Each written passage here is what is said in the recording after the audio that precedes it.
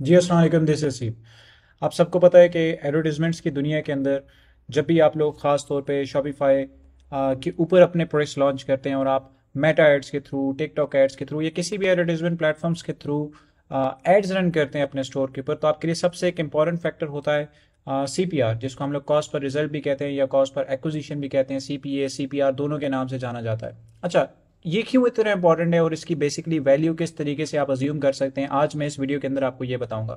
सो CPR basically explain ये करता है कि आपको एक सेल लाने के लिए कितनी कॉस्ट बेयर करनी पड़ती है। सो आपको कितना एडवर्टीजमेंट में स्पेंड करना पड़ता है तब आपको एक सेल आती है।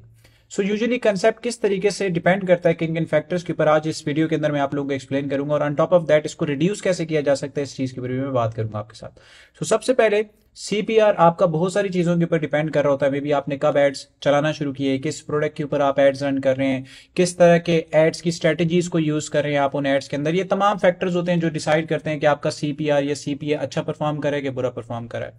अब रिड्यूस करने का क्या रीजन है? रिड्यूस करने का ये रीजन है कि जितना CPA और CPR आपका कम होगा उतना ज्यादा आपको प्रॉफिटेबिलिटी बचेगी, क्योंकि आपकी कोशिश तो यही है ना कि आपका एडवर्टाइजमेंट्स में कम से कम स्पेंडिंग हो। सो कम से कम स्पेंडिंग करने के बाद ही आपको ज्यादा प्रॉफिट देखने को मिलेगा। आज मैं तमाम फैक्टर्स के बारे में बात करूंगा, एंड इनफैक्ट उनमें से कुछ चीजों की बेसिक एक्सप्लेनेशन की ऊपर बात करूंगा, क्योंकि आज इस वीडियो के अंदर मैंने आपको शुरू में बताया कि आप कब से एड्स रन करें, ये चीज भी बहुत मैटर करती है एडवर्टीजमेंट्स की दुनिया में CPA को लो करने के अंदर। सो एक कंसेप्ट है एडवर्टीजमेंट्स की दुनिया में, उस कंसेप्ट को हम लोग कहते हैं पिक्सल। पिक्सल बेसिकली होता है क्या है, अगर आसान अल्फाजों में आपको समझा दो तो पिक्सल एक इन्फॉर्मेशन हब है। शुरू में उस इन्फॉर्मेशन हब के पास कोई भी इन्फॉर्मेशन नहीं है कि आपके कस्टमर्स कौन है। आप एड्स रन करते हैं, फेसबुक को बोलते हैं पाकिस्तान के 25 करोड़ अवाम में मैं इनको ऐड दिखाना चाहता हूँ, ये ले 2,000 रुपए। तो 2,000 रुपए के अंदर लेट से 10,000 ऑडियंस को रीच आउट करेगा। लेकिन वो 10,000 की ऑडियंस जो होगी वो रैंडम 25 करोड़ लोगों के अंदर से लोगों को रीच आउट करेगा। अब जरूरी तो नहीं है कि वो सारे रैंडम लोग आपके एड्स को परचेज करेंगे। सो आपके एडवर्टाइजमेंट्स की परफॉर्मेंस इन द स्टार्ट हमेशा बुरी होगी। होगा क्या, जैसे जैसे टाइम गुजरता जाएगा, एक बहुत ही फेमस टर्मिनोलॉजी आपने सुना होगा, पिक्सल ट्रेन होना, पिक्सल वॉर्म होना। आपके पास सेल्स का डेटा आता जाएगा। सो आज हो सकता है आपने 2,000 रुपए के एड्स रन किए और आपको सिर्फ एक ऑर्डर आया हो। अब वो एक ऑर्डर की इन्फॉर्मेशन फेसबुक के पास स्टोर हो जाएगी कि ये बंदा है जिसने आपके पास ऑर्डर प्लेस किया है। अब जैसे जैसे आपका टाइम गुजरता जाएगा, आपके एडवर्टाइजमेंट्स की परफॉर्मेंस वक्त के साथ साथ, मैं आपको लाइव करके भी दिखाता हूं, आपको नजर आएगा कि इंप्रूव हो गई। वो इंप्रूव क्यों हो रही है? वो improve based on the information with pixel हो रही है। सो इन्फॉर्मेशन वक्त के साथ साथ सेल्स की बेसिस पे फर्दर कस्टमर्स आपके लिए ढूंढता है। सो स्टार्ट के अंदर वो इन्फॉर्मेशन हब जो जिसको हम पिक्सल कहते हैं वो एम्प्टी है। बट जैसे जैसे वक्त गुजरता है, सेल्स की इन्फॉर्मेशन आती है, उस पिक्सल को पता चलता जाता है कि आपके फ्यूचर कस्टमर्स कौन से हैं। सो जब एक सेल आएगी, कस्टमर्स इतना रिफाइन नहीं होंगे। मे बी जब 100 सेल्स आएंगी तो आपके कस्टमर्स फर्दर रिफाइन होना शुरू हो जाएंगे। हो सकता है फिर 2,000 रुपए में पहले जिस कैंपेन में आपको एक ऑर्डर आता था, अब उसी कैंपेन में आपको 10 ऑर्डर्स आना शुरू हो जाएंगे।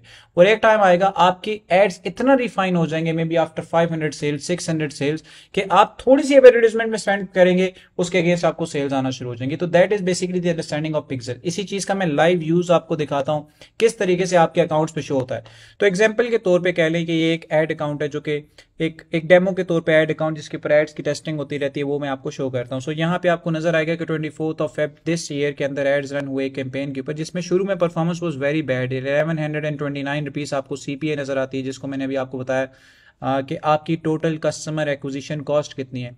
इसी प्रोडक्ट को अगर आप ओवर द टाइम रन करते हैं, आप देखेंगे जैसे जैसे टाइम गुजरता जाता है, maybe after a week आप देखेंगे 1129 से ये रिड्यूस होके इनटू अ लोअर वैल्यू आपको नजर आना शुरू हो जाएगी। अगर मैं आपको CPA एग्जैक्टली दिखाऊं जहां पे वो शो होगा, ये ले 828 हो गया, जो कि एग्जैक्ट वैल्यू कुछ टाइम पहले आपको 1129 नजर आ रही थी।